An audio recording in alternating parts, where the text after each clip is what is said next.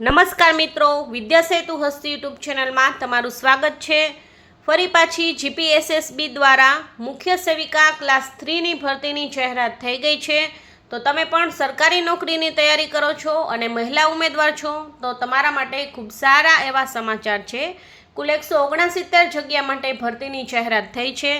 તો તેની official website કઈ છે અને ફોર્મ કેવી રીતે ભરવું તેની સ્ટેપ બાય સ્ટેપ સંપૂર્ણ માહિતી તમને આ વિડીયોમાં મળી જશે.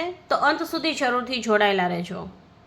જીપીએસએસબી દ્વારા મુખ્ય સેવિકાની જે ભરતી બહાર પડેલ છે જેની માહિતી મેળવવી હોય તો ગૂગલમાં જઈ અને જીપીએસએસબી ટાઈપ કરવાનું રહેશે. આ ટાઈપ કરશો એટલે ગુજરાત પંચાયત સર્વિસ સિલેક્શન બોર્ડની તમને ઓફિશિયલ વેબસાઇટ મળી જશે, જેમાં તમે અહીંયા નીચે સ્ક્રોલ કરશો જેથી એડવર્ટાઇઝમેન્ટ નંબર 5 લખેલ છે મુખ્ય સેવિકા, તેમાં ડિટેલ એડવર્ટાઇઝમેન્ટ પર તમારે ક્લિક કરવાનું રહેશે, જેથી કરી અને આ પીડીએફ ઓપન થશે. અહીંયા તમે જોઈ શકો છો તેની ઓફિશિયલ વેબસાઇટ છે ઓજસ ગુજરાત ગવર્મેન્ટ અને છે જીપીએસએસબી. તો આ બંને વેબસાઇટ પર તમને જે છે એ મુખ્ય સેવિકાની ભરતીની માહિતી છે એ મળી જશે.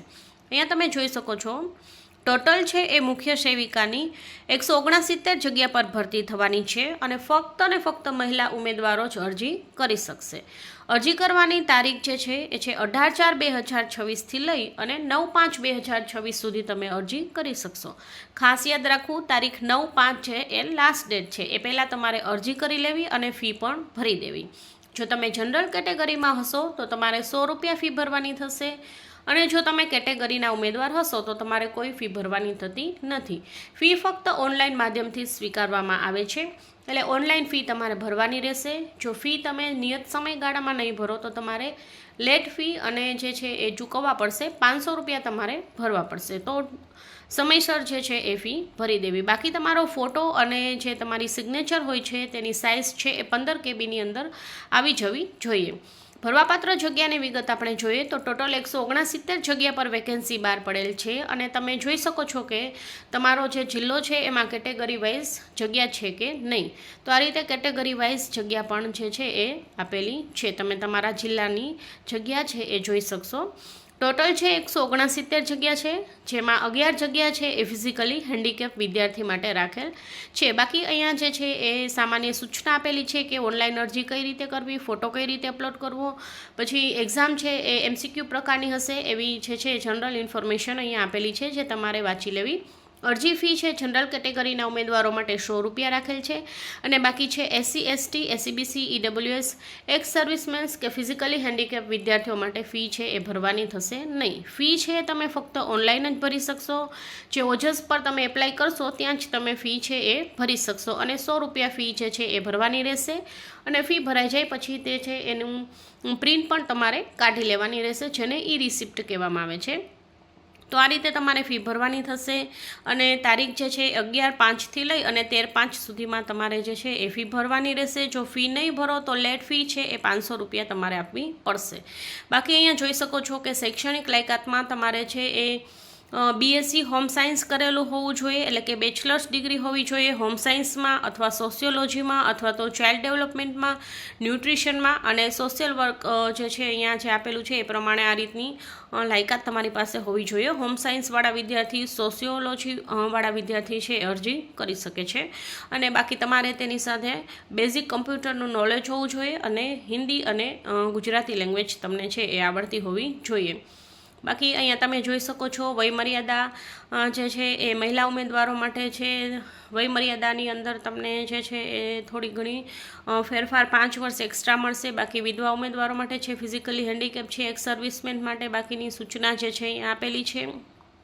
નીચે તમે સ્ક્રોલ કરશો એટલે તમને જે છે અહીંયા બધી જ માહિતી મળી જશે અને કઈ કેટેગરી પ્રમાણે કેટલી જે છે એ વયમર્યાદામાં છૂટછાટ મળે છે અહીંયા લખેલું છે.